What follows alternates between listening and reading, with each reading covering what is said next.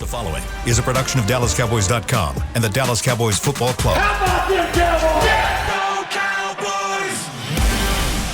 This is Mick Shots. Streaming live on DallasCowboys.com and the official Dallas Cowboys app. Now, here are Bill Jones, Everson Walls, and Mickey Spagnola. And as usual here on Mick Shots, we keep you on your toes, changing things up now and then. And Get me on my toes today. You better be ready, right? I see. You got to take my spot now. Can you do that? No, I cannot. Big shoes to fill, right? There are big shoes over there to fill, too. So here we are. As you can tell, Bill Jones is not with us. He's on assignment in San Francisco with the Western Conference Finals, the Mavs and Golden State.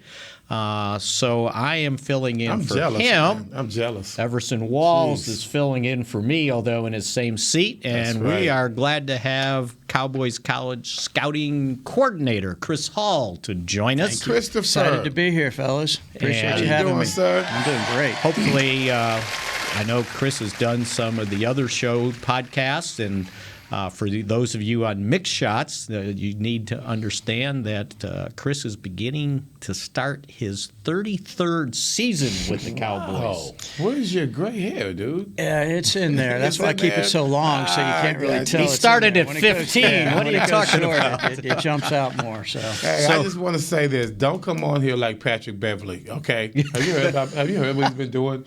Just messing up everything when it comes to the NBA pundits. They've allowed him to come into the studio, so he's just wreaking havoc and getting revenge on anyone that he played against. So he's ranting against Chris Paul. I saw that. Yeah. Well, he's just like, get back. It's revenge on everyone. So, Chris, we don't need that, okay? I will be. No one in here has We're not sure you. Chris has anybody to get revenge since he's spent more than half his life here with the Cowboys. More, definitely. So, how did you get started? 1990. Yeah, so I was incredibly fortunate to land a job here in the fall of 1990, right out of college. Some of you may know the name Brett Daniels. He worked in PR forever and ever. And Brett and I were roommates at SMU way back in the day. And Brett had got an internship in the PR department for a year. And he chose to stay and ended up getting hooked on. And he called me one afternoon and said, hey, there's a spot in the scouting department. This guy just got fired over there, and they're looking for somebody to work. And at that time, I was using my, big SMU degree in advertising with a minor in physical education to deliver mail around the athletic department over there. And my bank account was quickly dwindling, and I needed a real job. And he hooked me up with an interview with Dick Mansberger and Bob Ackles, who were in charge at the time. And I did enough to impress them to get a second interview, and they hired me the second time back. And I've somehow managed to stay here since September of 1990 and worked in the personnel department, mostly in college scouting the whole time, and had a lot of great mentors over the years that helped me learn and grow in the game, and just been fortunate to be a part of this great organization for as long as I have. So I've been blessed. And, nice. So you have to understand Chris's job, I guess, because I'm sure people that watch the draft, they see Chris right there on the big table all the time. And so scouting coordinator, what does that entail? Yeah, so, that role has kind of evolved and changed over the years a little bit, but essentially what it means is I'm in charge of our database that we build our college draft board with every year. And we belong to a scouting service called National Football Scouting, and that's kind of our jump-off point where they give us a list of anywhere from 800 to 900 guys, and we build our list and formulate our scouting areas with our staff around that. And we set off at that point. And from really, we'll actually have our first meetings here over Memorial Weekend where we'll get the new list for next year, and we'll carve up the areas amongst all of our scouting staff, and we go from there. And we kind of add guys as it go, and then we start to eliminate guys as we get through the fall and come up with, usually a little under 200 names that we're interested in by the time we get to our draft board. And we build that together. So my job is making sure all the scouts get to their get to their schools, get their reports in, help manage that. I cover all the schools in Texas and New Mexico as well, kind of giving us a second look at that. So I get to get out on the road a little bit too. And, we just go through a whole process of building that draft board every year, and we get to where we're at in April, and that's our Super Bowl at the end of April, where we get to make those selections. So Everson, he was 9 years too late to help you out get drafted. I was just going to say, from 1981 to 1990, did it change? Did the process change at all? I came out. I mean, I'm balling, man. I wish you were there. Then you might have given me a break. You might give me a good look. But now, when it comes to the how do you decide? Like free agents and things of that nature. We're talking undrafted free agents here. That kind of thing, of course, is sensitive to me when you start thinking about myself and a guy like Michael Downs. Let's say.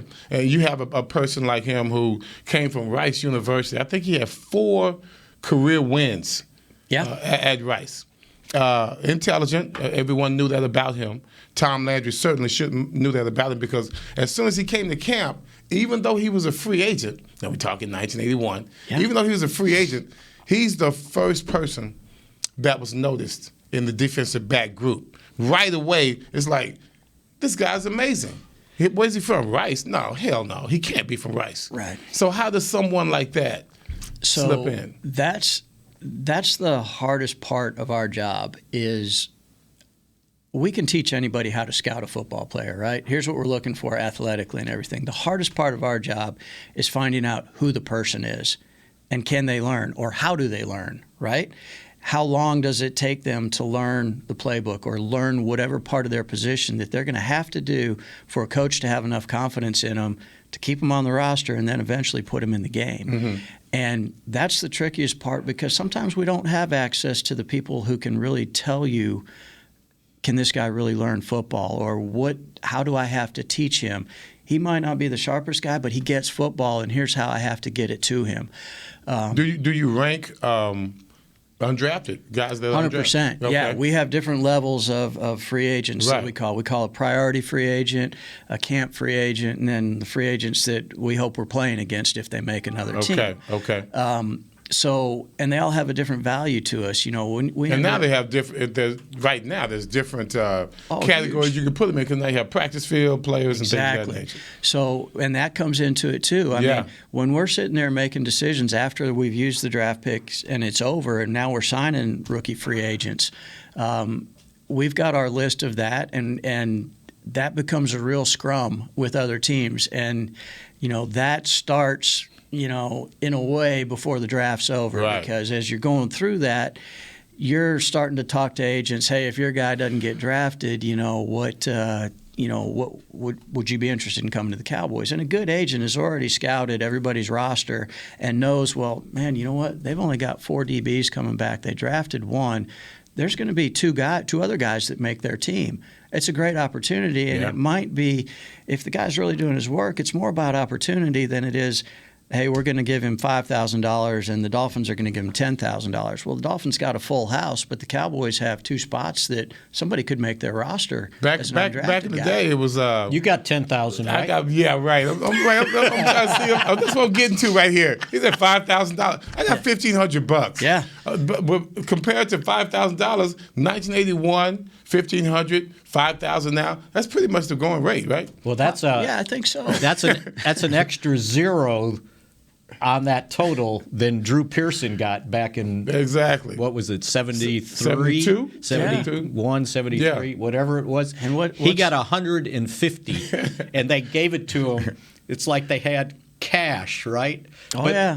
And as he said, but Gil gave it to us in ones. So it looked like a big stack of money. A lot, right? Or you could have got a horse trailer as your signing bonus. Right, yeah. Right? That was a story back there somewhere. So Drew would tell the story that, so he got 150. He said he barely had enough gas to get to the hotel where the Cowboy scout was to meet him. Yep. And he was going to go back to the dorm. He was married at the time, but he was going to go back to the dorm and celebrate with the guys, right? So on me. So he said he called his wife and said, hey, I got drafted. And she was like, well, how much did you get? up front. And he goes, well, I got $75. I said I wanted to make sure I had 75 more to treat the guys, right? Yeah. So, everything's changed now. So how did they get a hold of you? How did they sign you? They were calling the. Were you at Grambling at the time, or I was at home? Grambling. No, I was in school trying to finish up. Had three classes that last semester. I was so upset that I didn't even get a look at.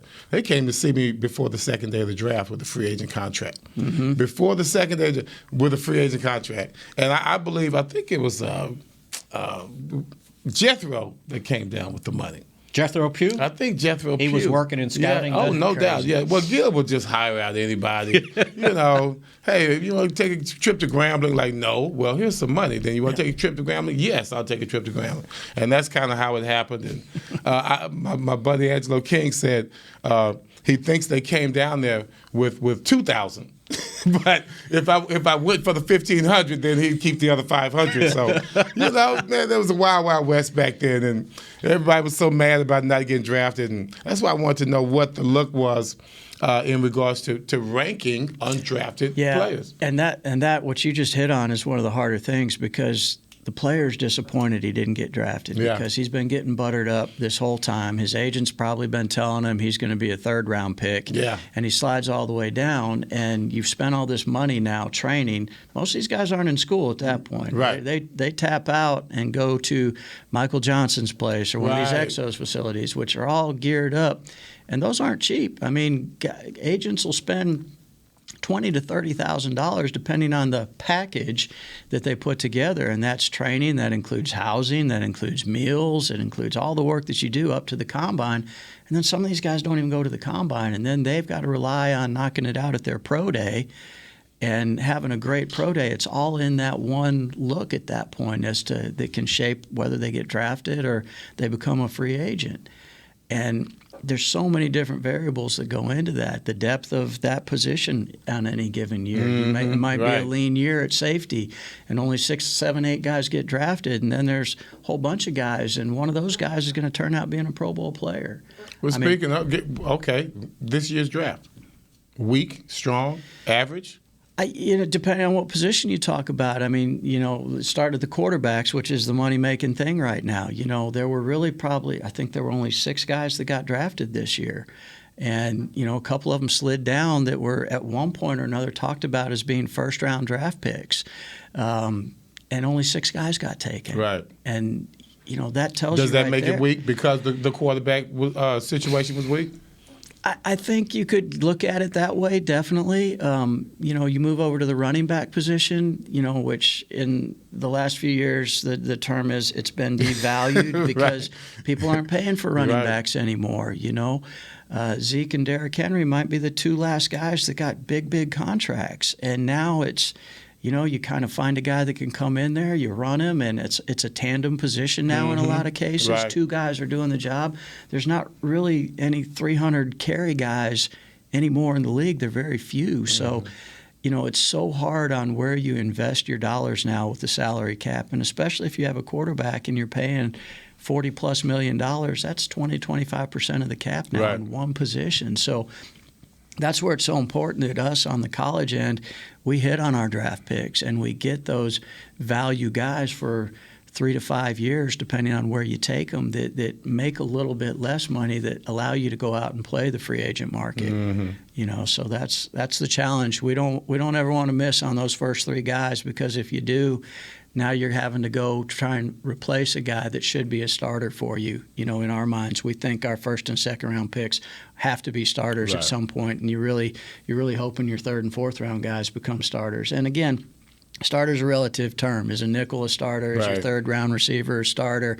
Is your backup tight end, depending on how many, what your personnel packages are? How do you factor those guys into whether they're a starter or not? So it's really interesting how you got to manage that cap, and how so important what we do on the college end of getting those draft picks right has become paramount in helping your cap situation. Talking about the cap, and you have money, how do I put this, priority money per position, right? Which position do you value the most when you're looking at those first 3 rounds. It's like you value certain positions more than others.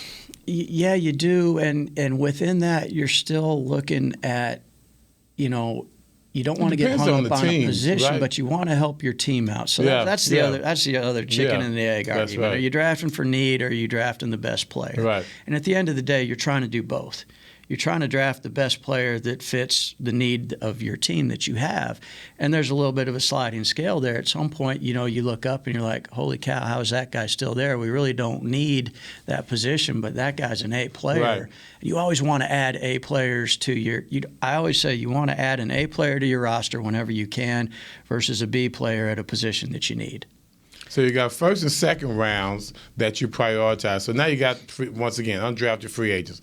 And I've got a call from I'm sure you get calls too. People want to look at your, take a look at this kid or whatever. Mm-hmm. When I was coming out as a free agent, I did well.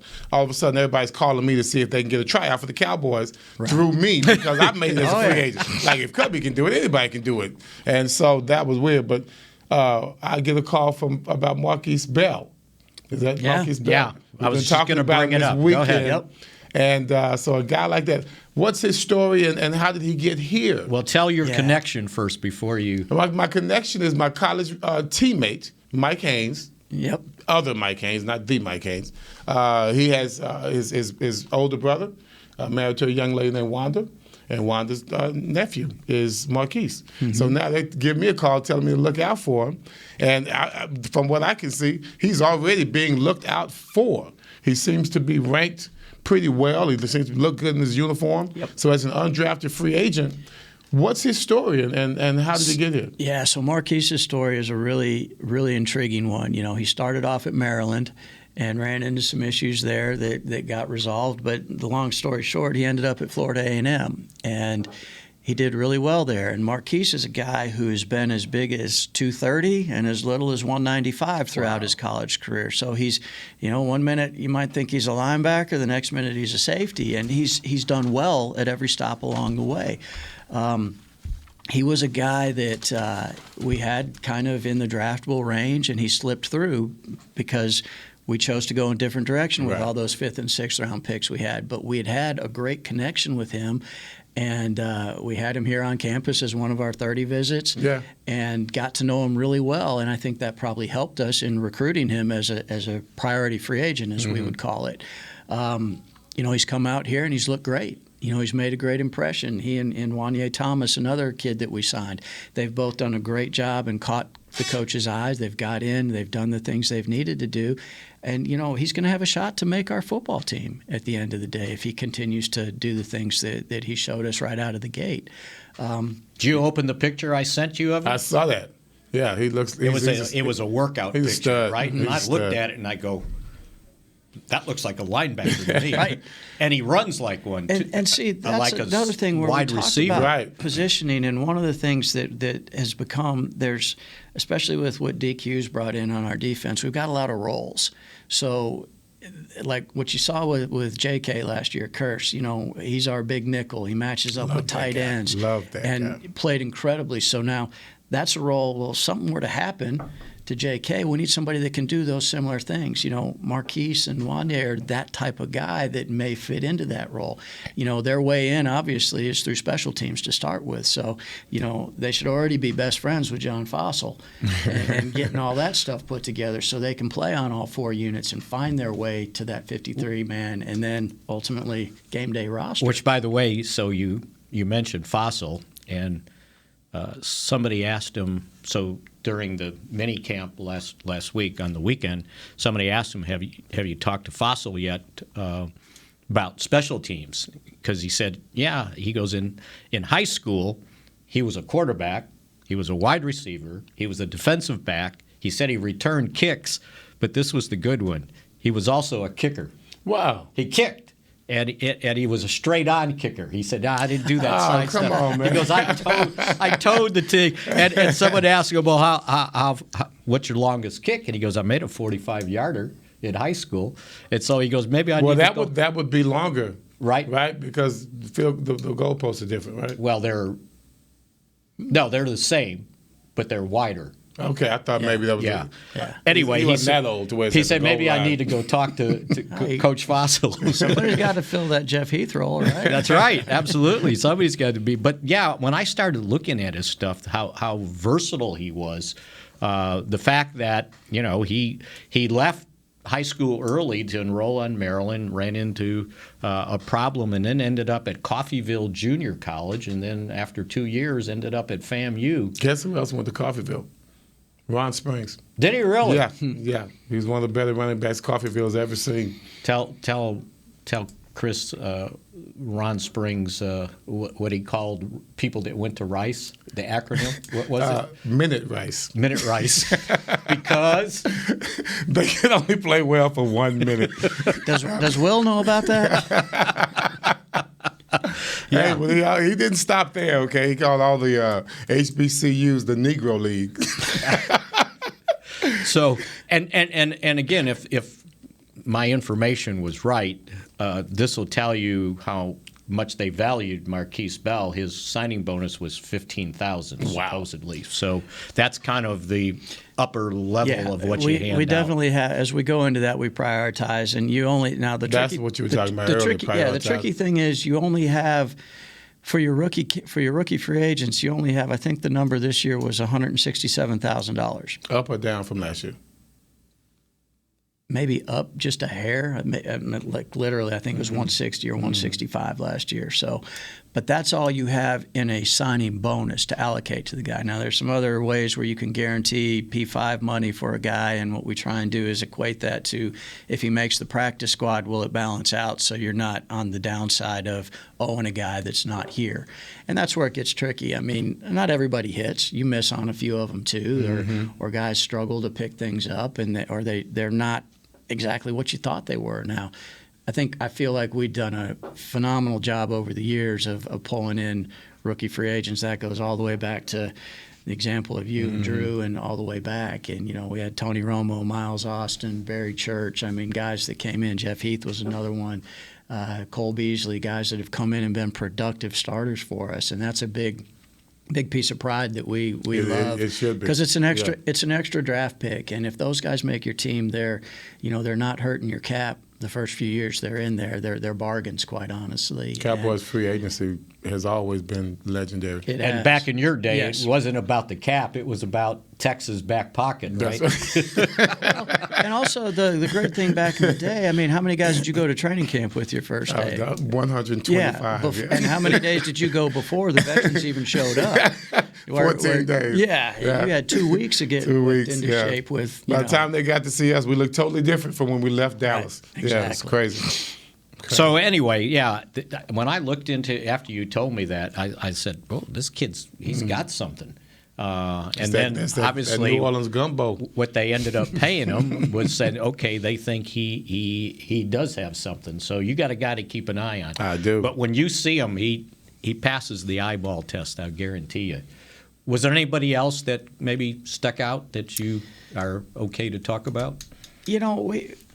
We feel like part of that 30 visit stuff is great for us, because a little bit of that is a recruiting pitch when you get to that point. If you think a guy's going to be a late round pick versus a free agent, if he's already here and has some familiarity with your coaching staff, and your coaches have been able to get him in the room and talk ball with him and give him a little football test and see how he picks up this part of the scheme that you're installing, now you got a guy that you can teach and grow and learn and work with. A couple of the running backs that we brought in, Malik Davis, he was another kid we had on our deal for a 30 visit, and had a good feel for him. And that position, I don't know where we're going to be for a year from now. You got contract issues coming up with Tony and Zeke, both potentially. Rico Dowdle, who was our third last year, is coming off a hip injury, and that's a spot where a guy might be able to make our team. And the more you can do, the other big thing we always say is the more you can do. What's the second thing a guy can do?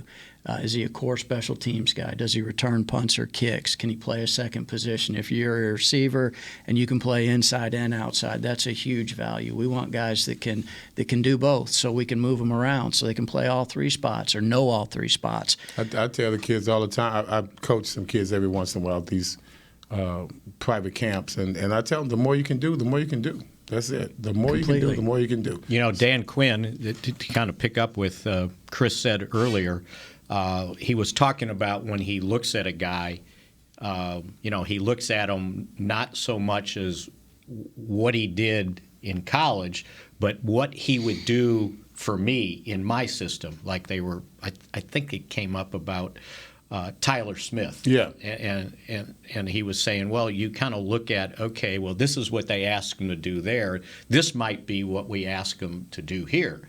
Same thing with Sam Williams. That's who he was talking about. Right. Sure. It's like, okay, Ole Miss wanted him to do this, but when he comes here, we're going to ask him to do that.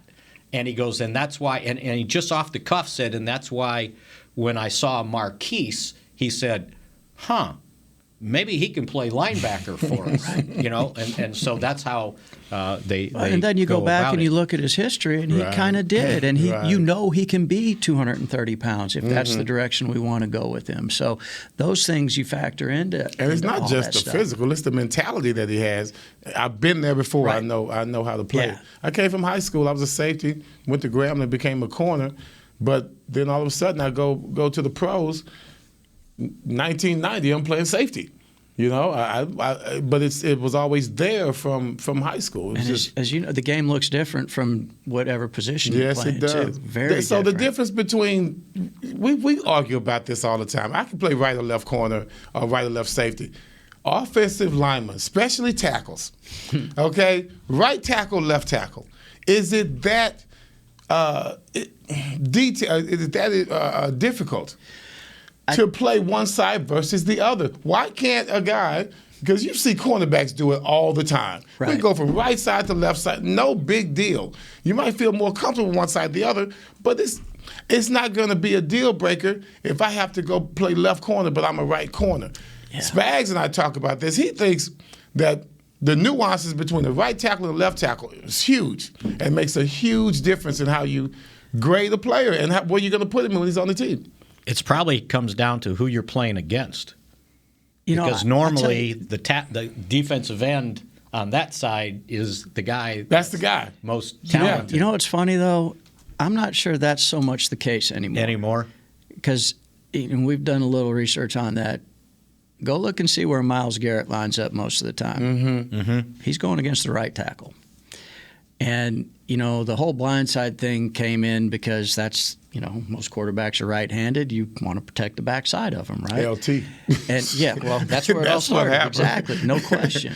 And, to answer your original question, I think the biggest thing for the lineman is the footwork and the hand placement. It's all opposite. Yeah. Out at corner, you're flipping your hips, right? And if you're a slinky athlete out there, you can probably flip and open one way or the other.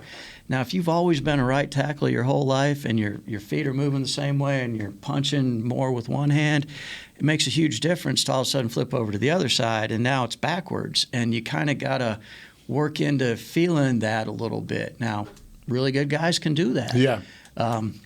You saw Terrence Steele flip back and forth for us last year out of necessity until we kind of But they found where we could do don't it. want to do it. No, you want to stay comfortable. You want to keep your five together as much as you can because it's the buddy system too. I know what Zach's going to do playing here on my left, and I know what Tyler's going to go here, and all that kind of stuff. The more familiarity, the more those five guys can play together. Generally, it's a better feel. They're on the same page. And as soon as Are you looking at tackles that can swing? Do you necessarily look at that? Is that you love to find there you the go. swing tackle? There you go. if you That's what can, Spags always that you talking feel about. about it. and one that could play guard. Sure, of course. Come from guard, then go swing tackle. Like, and here's a great point off that. I think media wise maybe we took a little heat because we might have showed our draft board up there on the deal, and the guy we took was higher than Kenyon Green at A&M and Zion from BC. Now neither one of those guys were available for us, but between Zion being a guard center and Tyler being a guard tackle, if you think a guy can be your left tackle for the future, you're taking him 100 times over 100 versus the guy that might be your center for the future. Right. And that's the value of the left tackle position, the pass rusher, the shutdown corner, the quarterback. They just have, more perceived value. And if you can get a guy at that spot that can play that, and you're not hunting that position, that's a home run for you. All right, so I'm not driving the bus very well as normal. Yeah. We probably need to take a break here on Mick Shots. Everson Walls, Mickey Spagnola, Chris Hall, and we will be with you in a moment. Brace yourself for an existential question. Has your butt been having enough fun lately? Have you been treating it well? Has it been going places? If not, then it's about time you start using SeatGeek. SeatGeek is the best way to get your butt tickets to live events. Just ask the thousands of other butts who have rated it the #1 ticketing app. So what are you waiting for? Download the app now or visit SeatGeek.com to get tickets to sports, concerts, and live events and make your butt happy. SeatGeek. Get your seat in a seat. Want to use what the pros use? How about the official men's skincare brand of the Dallas Cowboys, Jack Black? Right now you can get the Jack Black Starter, a curated collection of Cowboys locker room favorites for just $10 with free shipping. The starter includes 4 Jack Black skincare favorites plus a full-sized intense therapy lip balm. Go to getjackblack.com/Cowboys and use the code word TEAMJB. That's getjackblack.com/Cowboys. The Jack Black Starter, $10, free shipping. The Cowboys way, where 16 Hall of Famers and 5 championships shows us what success looks like. Where turkey is always the second best part of Thanksgiving Day. Where we are all defined by one single thing, the star. Where we as fans know it's our job to keep the tradition going. Bank of America is proud to be the official bank of the Dallas Cowboys and to support the quest of living life the Cowboys way. Copyright 2020, Bank of America Corporation. At AT&T, everyone, new and existing customers, get our best deals on every smartphone. Why? Because you deserve it. For turning your living room into your office and your gym. For teaching grandma how to video call. And teaching her again. It's the button on your left, Nana. Okay, your other left. It's not complicated. Everyone deserves something new. So AT&T is giving everyone, new and existing customers, our best deals with every unlimited plan on every smartphone, even the latest ones. AT&T may temporarily slow data speeds if the network is busy. Restrictions and exceptions may apply. Back to Mick Shots.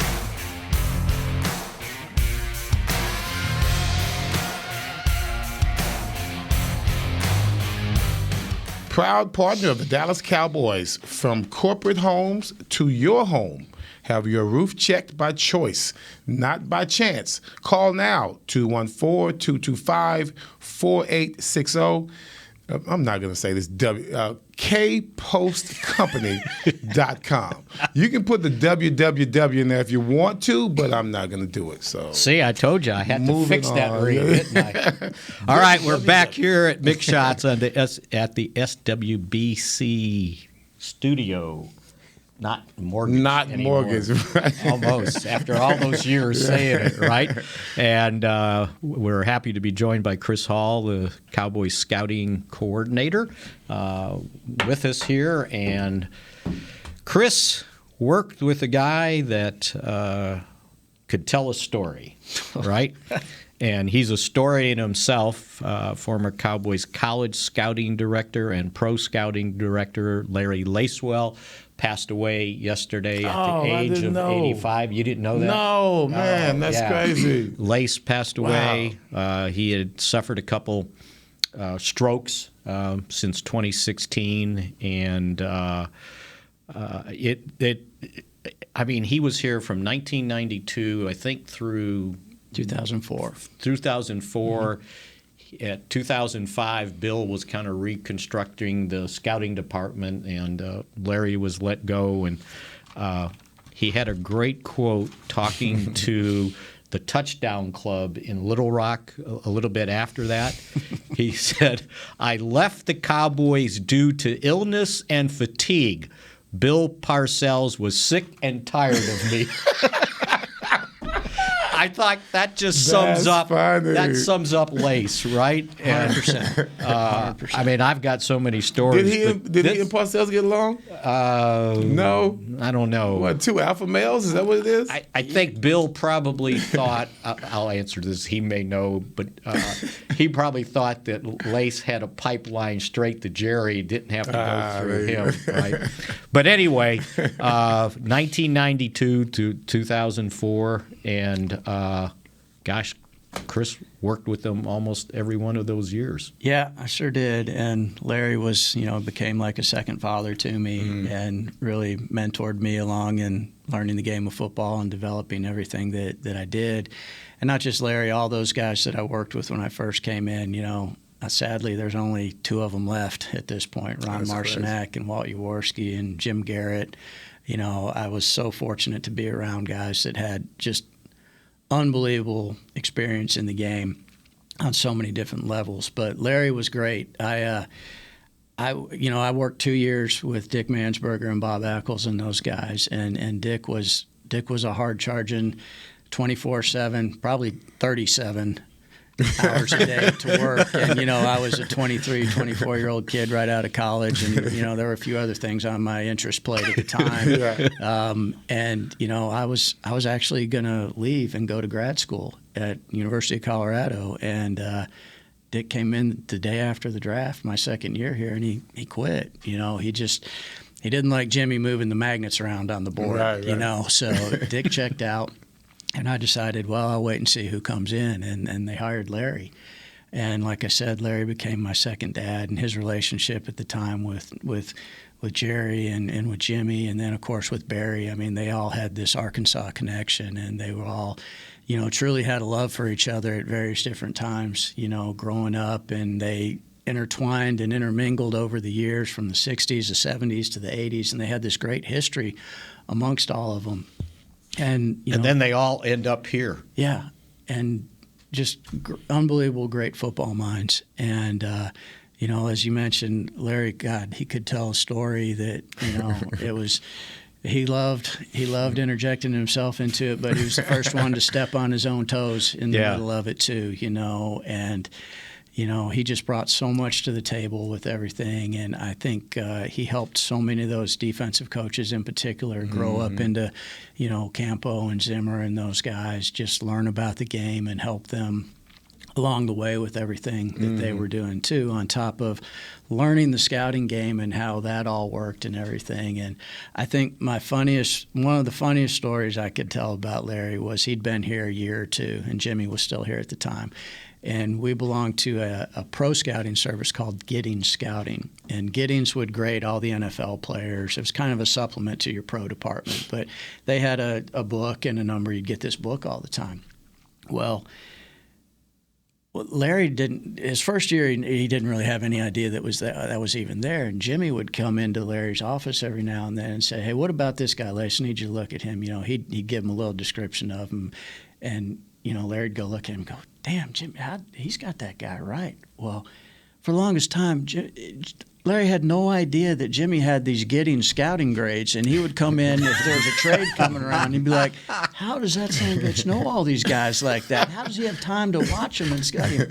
He was using the Giddings book, and it was just, it was like, okay, I got it. So that was kind of a funny learning lesson along the way. And but, man, there are just so many great, being a part of 3 Super Bowls in the early 90s and everything, and, getting all those draft picks we had back then and still taking advantage of building the team through that and everything. And Larry was a huge part of that and learned along the way and was a great confidant for Jerry and Jimmy too. And then, of course, Barry, when he was here with all that too. I mean, he kind of was the piece in between everything that kind of kept everybody in touch with what was going on the other side of the building, Old Valley Ranch back there. Which, as a matter of fact, Lace thought he had patched things up in '94 in that spring.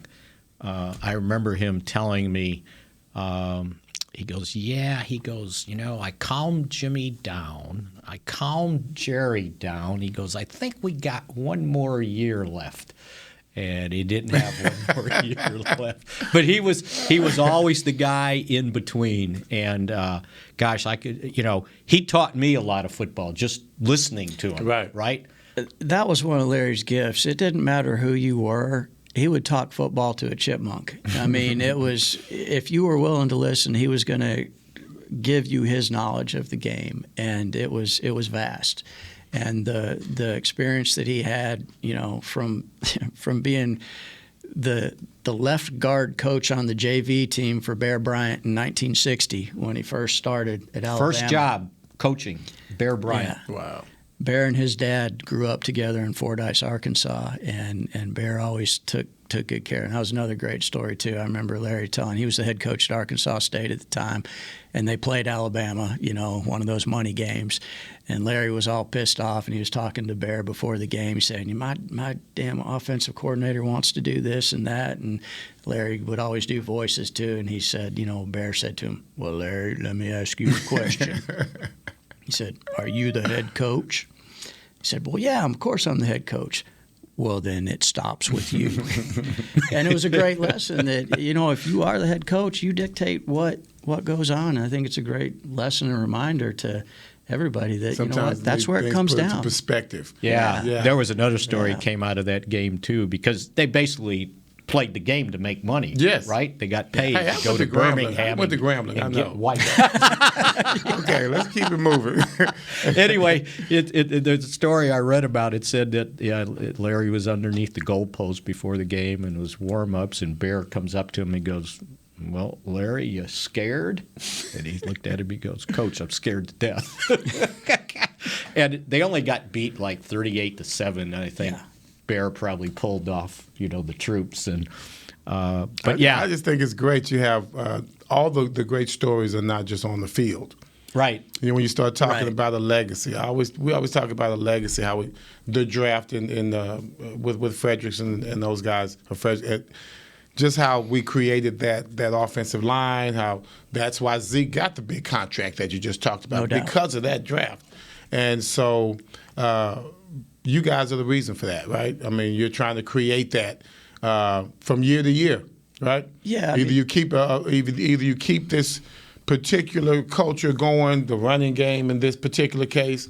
Now when do you start switching over to defense? What kind are we going to have? Are we going to be like a Ravens guys defense, or are we going to be a finesse defense? So these are the kind of things that you guys have to figure out when you draft these guys. Those are some of the hardest things for us to do, and I can't give Will McClay enough credit for what he's been able to do, since he's taken over in terms of bringing our coaching staff and our scouting staff together through different coaches and everything. But there's some places where coaching and scouting it's separation of church and state. They don't communicate. We have such an amazing relationship from personnel to coaching. They allow us to be a part of things and sit in meetings and understand terminology, and we know what DQ's looking for on defense and what Kellen's looking for on offense, and overall what Mike wants to build a football team with and what they look like. And sometimes that takes good football players out of our range, because maybe we want big receivers. So or there's a lot speed, of smaller guys, or you got to have speed, or you have to have athleticism to play in everywhere, but it's more important at certain spots. But us understanding and knowing what our coaching staff wants to play with, man, that's a huge advantage for us, knowing that when we see a guy, he's a good player, but he really doesn't fit what we're doing. So we don't devalue the guy, but we know that, look, I know that guy's going to be a good player, but I'm not going to die on the hill of trying to make him a third rounder on our draft board, because he's really not what we're looking for in our offensive scheme, our defensive scheme, or whatever specific position you're talking about. I remember my last years with Cleveland. Clearly, not just getting older, but slower, you could tell, hey, we're going with speed, and I was gone. Yeah. And that's the decisions that they have to make. I probably could have had an even better preseason or whatever. I don't think it would have mattered because this is where they're trying to go. Right. And that's just it. I don't care how many plays I'm making. They know it's not going to last forever. And so that, hey, see you later. Thank you. It was great having you. And that's when you talk about a change in the scope of the team.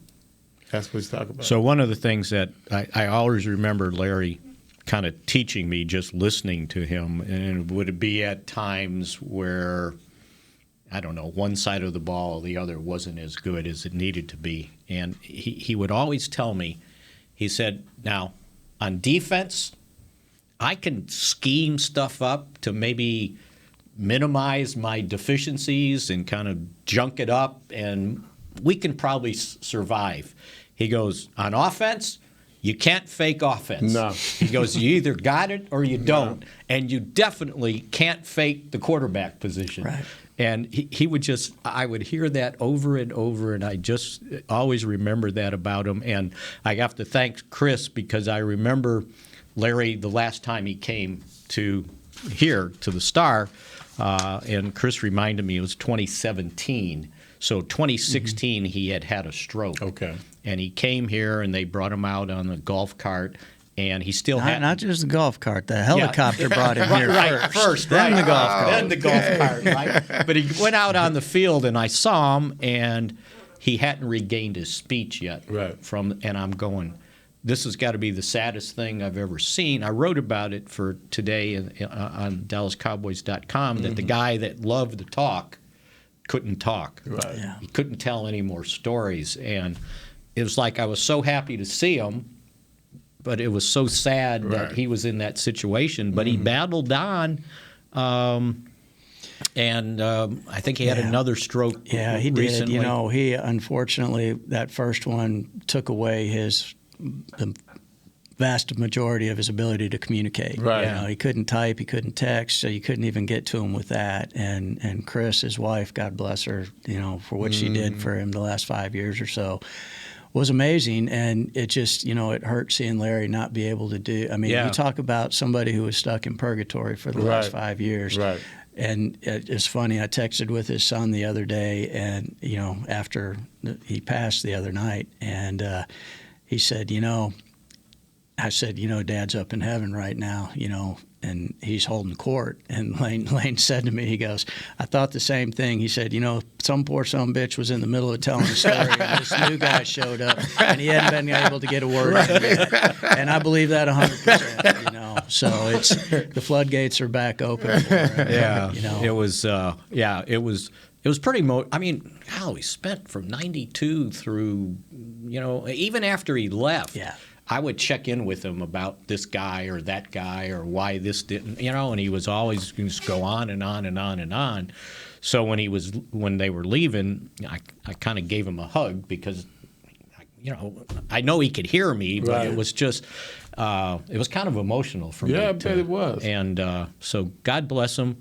And fortunately, I think, you know, he was in the State of Arkansas Sports Hall of Fame, Arkansas State Hall of Fame, the Arkansas Monticello, which was A&M at the time, when he played there, Hall of Fame, and then in 2021 in Fordyce. Wait, run that back. What did you just say? 2020. No. A&M, what? Monticello. It was Arkansas A&M. Oh, okay. Yeah, but before, it was, and then it turned out into Monticello, Arkansas Monticello. And in 2021, so in Fordyce, they named the high school stadium after Bear Bryant Stadium. Well, they named the street leading up to the stadium Larry Lacewell Lane. Oh, man, that's pretty cool. Yeah. So kind of kept them together. Yeah, and, definitely. we'll miss Larry Lacewell. All right, we have one more segment left here on Mick Shots. Before there was a draft, you could size up a cowboy by 3 simple factors: the crease in his hat, the bend of his brim, and his unbending attitude. A man's Stetson didn't just protect him from what life threw at him, it projected a rugged, unstoppable spirit.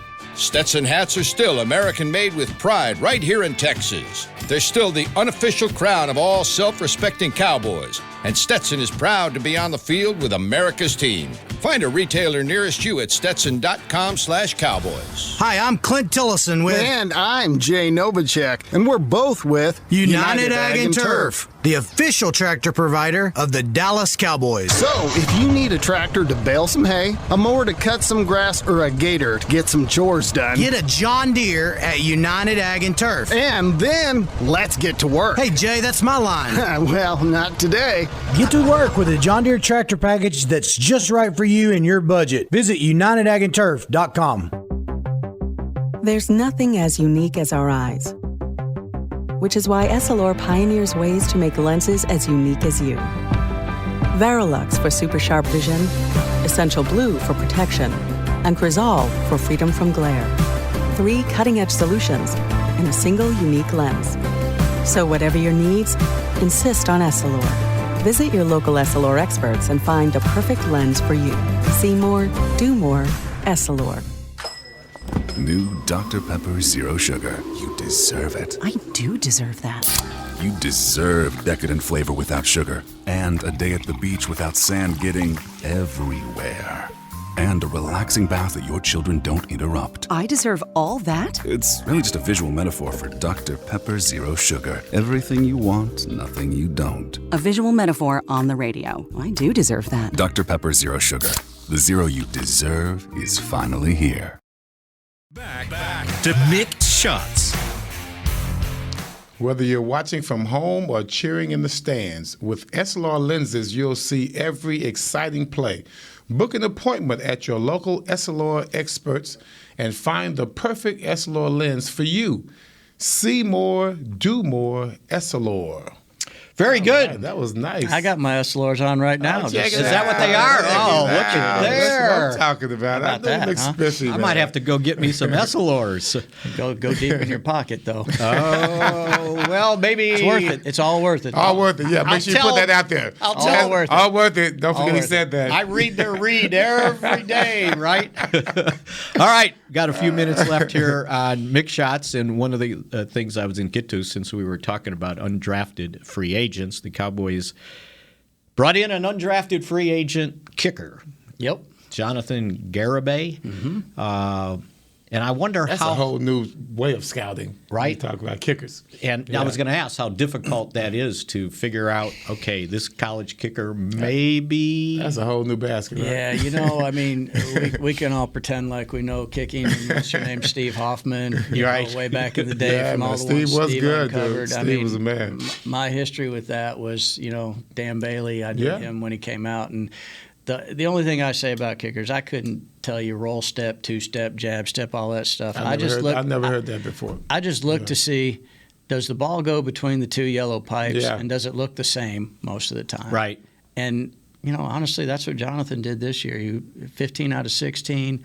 He's got a ginormous leg. He hit a 62 or 63-yard winner this year, only missed one kick, and he's come out here. He's done a great job. And obviously we're the most attractive place for a undrafted, rookie free agent kicker to look at. And, I hope he continues that track of nailing the ball like he has. And if he does, he'll be the Cowboys kicker for a few years for sure. Back in the day, many kickers didn't get injured. And now I guess with the training and, doing more stuff, you got kickers being injured. I mean, you can't, you look out for that. One of the things that Hoffman taught me about kickers is he said, I want to see the ball go straight. I don't want none of this curve stuff or fade stuff. Yeah, you don't want to draw. This ain't golf, he would say, right? And he goes, and it was what Chris said. I want the kick to look the same. I jokingly say that, but that's the simplest thing. If the ball looks the same all the time and it gets up in the air quick, whatever he's doing, we can fix this. His plant foot's a little.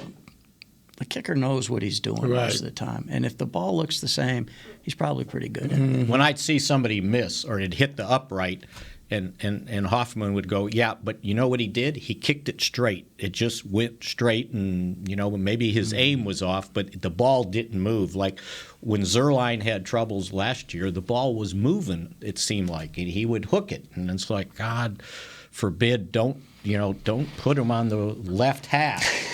So you guys signed Voss? I'm trying to think of the guy.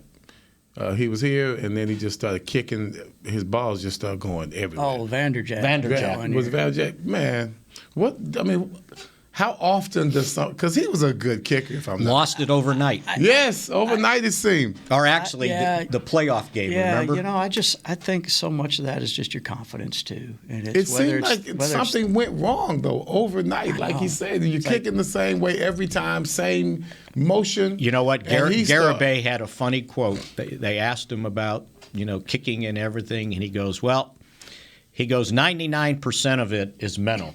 And he goes, and you know what? The other 1%'s mental, too.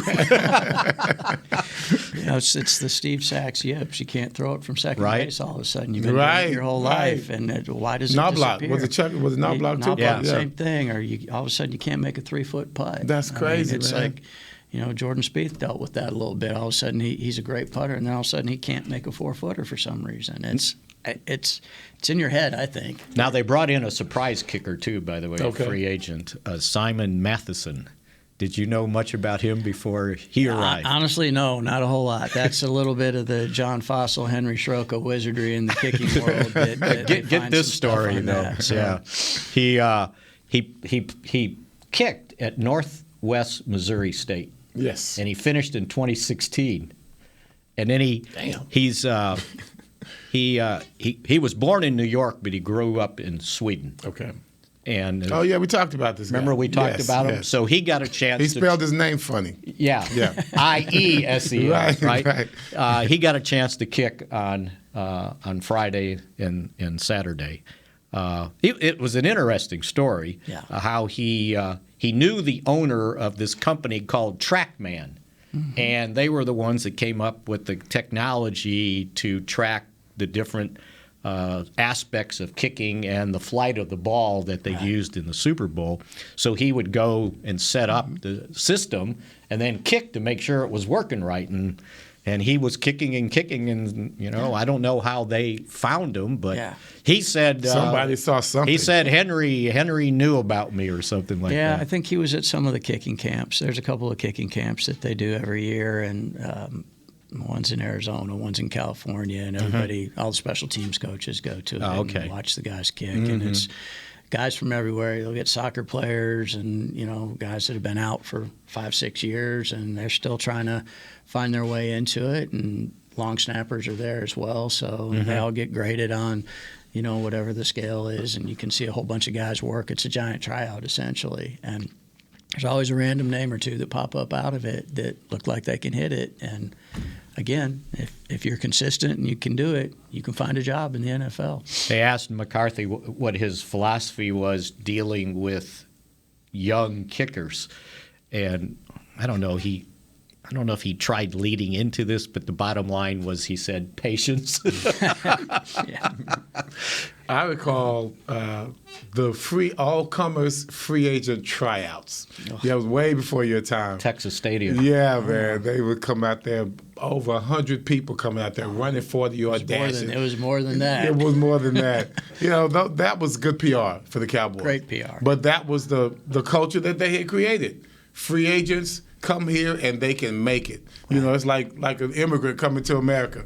You know what I mean? It's an opportunity. It's an opportunity. That's what they used to look at. $25. You got to try out in a T-shirt, right? And a certificate that said you tried out. That's right. Well, you know what? They did it for a couple years, maybe after Jimmy got here. Yeah, I was going to wonder if they did it after Jimmy got here. A year or two, maybe 3 at the most. It was in there, and Will's got some great stories from that too. From when he was the Desperados coach, they kind of revitalized that a little bit with it. And the funniest story he tells out of that is, you run the 40-yard dash, and he literally, a big old dude, runs the 40 and literally hits the brakes, stops, and says, "One more time, coach." It's like no follow through or anything. And it's just like, you can't make that up. Man, that's good. So he didn't make it, by the way. Jimmy finally decided this is a big waste of our time. That was the moment right there, and there's one more guy I wanted to talk about. And I know we're getting close to finishing. The third pick in the 5th round, another guy, like I told you about Marquise, looks the part. Yes. Damon Clark, the linebacker from LSU. interesting story because he had surgery that they found out he had a herniated disc in his neck at the combine. And, probably not going to play this year. If he does, maybe the final month. And they drafted him. And that's got to be a tough call. But my thought is this is a second or third round guy that you got in the fifth. Yeah, and Damon's story is a great one, too. And a little bit of it comes from, quote-unquote, inside information, if you will. Our doctors were the ones that found his situation. That's what he said, at the combine. Yeah. And, our training staff were the ones that told him about it and how he acted and reacted to it was just like, this could end your career, end your dreams, right? Yeah. Potentially. And he said, okay, what do I got to do? Let's do it. And, he was having surgery within a couple of weeks to get it done. And you talk about a guy with the right mentality. We've got a little history with obviously taking injured players or guys that have issues that are going to pop up. We took a guy from Notre Dame a couple of years ago who turned out pretty good for a while for us. And you with Jalen, but Dr. Cooper did his knee surgery, right? Yeah. So, again, we had inside information. We took Sean Lee in the second round knowing that his ACL was probably going to go at some point in time. It took a while. It did. But like Damon's situation is really interesting because you talk about a guy that was locked in out here at rookie minicamp. He's got the script in his hand. He's going through the motions. He's doing the footwork. He's using his hand placement. And, here's a guy who's, 2 months off serious neck surgery, but he's ready to go. And if there's a guy I'm going to bet on to come back, now the real test will be when you got to put your face on it and get hit. And as a linebacker, you're putting your face in it. You got to do that. And if we see that he does that, you know what? He might be a great steal for us out of this draft. He was a heck of a football player. I wasn't sure who he was when they went out there. I didn't look at the number, and I saw this guy. What did he have? 53 on, yeah. And I go, look at that guy. He's 6'2", 239, and he ran like 4.5, 4.4, 40. Yep. And it's like, holy cow. Wow. And I said, well, that's why they took a chance on him, right? Yeah, and it goes back to who you are, too. He had the number 18 jersey, which is an honor at LSU. That's the guy that has a blue character, as we like to call it. Is the right kind of guy that he's a leader of your team. He's going to have that captain's patch on. You put that together with the grit and the tenacity and doing all those extra things, and that showed up out there, the other day, and that's who he is, and that's the kind of guy you want to build your football team with. Yeah. Every opportunity you have, you want guys like that. And the thing that really impressed me, I think, and it was a short interview, and his answers were all right? Like, well, when do you think you can play? I'm worrying about tomorrow. Day by day. I'm not going to put any ceiling on myself or whatever like that. And then someone asked him, what were your thoughts when you were going into surgery or when you just got out of surgery? And he said, my first thoughts were, I've got to be a healthy man to help raise my daughter. It wasn't about football. Right? That's how he answered the question. And I said, okay, I want this guy on my team, right? And you're right. If some guy can – and guys have, Darryl Johnson played another year or so after he had similar surgery. They fused your vertebrae. Yeah, man. Randy White had it. Right? Yeah. That was after his career. Yeah. He didn't have it soon enough. No, he did not. Leighton Vander Esch, similar surgery. Similar type. And they played. But you're right. The surgery's going to work now mentally. Are you going to stick your head in there? But the way I looked at it is I was thinking with 4 fifth-round picks, I could use 1 or 2 of those, and I'll trade up. And that's the advantage that we had of having 4 fifth-round picks. And, during the draft, we had a couple of opportunities maybe to package a couple of those up to go get them. But part of our job is understanding the depth of the draft. And this year's draft, there wasn't a lot of high guys. The strength of the draft was in the middle of the draft. Yes, it was. And I think we got some phenomenal players. I mean, we've mentioned a bunch of them already. I think John Ridgeway is another guy that's going to, we didn't have to take a nose tackle high up in the first or second round, and John's got a chance to come in and do some great things for us. Everson, his thighs, they look like redwood trees. And he's got that killer mentality in there that he's not afraid to put his face on it and get dirty and play A-gap to A-gap like a mean dude. The last two guys we took, Darren Bland and Devon Harper, they're productive college guys that led their team in tackles or interceptions. They both have a great special teams history, and those are guys that's how you're going to earn a spot as a backup coming in and moving up, as you learn and find a role on the team. And, we're just super excited about this draft class, and can't wait to get into training camp and see where guys are in their roles. Keep an eye on Bland. He's a corner. I sure will. And he was, and I know they're out there in T-shirt or jerseys and shorts, but he was around the ball when he was playing corner a lot. And I'm going, okay. And then another guy, and that's kind of how I judge him early. Yeah. It's like, how do they handle these interviews, right? It was like second nature to him. Funny story on him. When he came in here, the airlines lost his luggage. And for the visit? Yeah, for the visit. So, here's a guy, I'm going to meet the Cowboys. And let me tell you, our 30 visit's way different than any other teams because you get to meet the owner of the football team here. You get to spend, obviously we have this wonderful facility that gives us a little bit of oomph too, but part of our visit is meeting Jerry and Stephen Jones. And you get a chance to talk to the owner as a 21, 22-year-old kid. You don't get that opportunity other places. So this poor guy the airlines lose his luggage. He can't come in. He's got, sweats and a T-shirt on and everything. So, we went and got him some Cowboy stuff so he could at least have something different to wear. Yeah. But, he handled it like a pro, and that tells you a lot about guys, too. You could be angry at the world for losing your luggage, and it happens to all of us at some point. But the way they handle adversity is always a big thing for us to keep in mind when we're thinking about who the guy is, not who the player is, and I think that goes a long way for a lot of these guys. The guy from Ole Miss, Sam Williams, the defensive end, we talked about him last week. He came in for the visit, and they were asking him about how it went and everything. He goes, I wanted to miss my flight. I didn't want to leave. And that was his visit, right? He hadn't gotten drafted yet.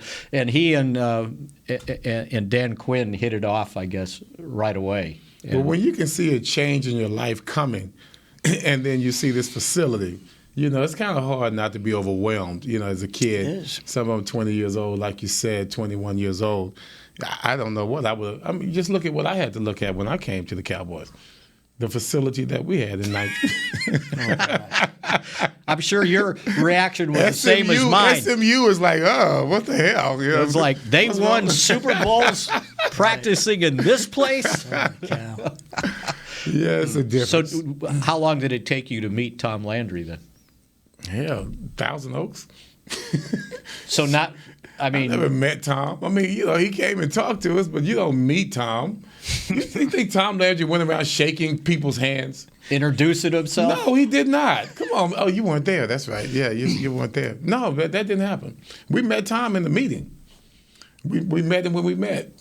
That was it. So had you met a coach, or was just Gil and whoever? If I recall, Gene Stallings, the first person that we met, and he was just a bundle of joy. Yeah, I was going to say that probably scared the dickens out of you. Exactly. Got that Bear Bryant accent. Yeah, I'm from Texas, man. That stuff is traumatic. So no, it was very, just regular. There wasn't much going on there. Unceremonial. So you didn't meet Clint Murkison? No, please. I didn't even know what he looked like. I really didn't. I didn't. All right, we went overtime again, but it was well worth it. We might have to get Chris to be the fourth on our crew here. Oh, there you go. He'll cut into Bill's shine. Bill right. The more you can do. Bill, right. There you go. The more you can do. We appreciate it very. And by the way, I didn't mention this earlier, but when we were playing D-League adult hockey, this was the star defenseman on the team. You're lying. No. Really? We could put anybody else. He's got all his teeth. We got anybody else back there. We wear cages. Anybody else could go back and play defense because Chris took care of everything. That's all right. Yeah, That's absolutely. all right. So thanks a lot. Yeah, you bet. Thanks a lot for doing it. Everson, we'll see you next week. Yes, sir. We'll see where Bill is with the NBA playoffs, if he's back with us or not. And we appreciate you guys joining us here on DallasCowboys.com. And that's it for Mick Shots. Go Cowboys. This has been a production of DallasCowboys.com and the Dallas Cowboys Football Club. How about this, Cowboys? Yeah!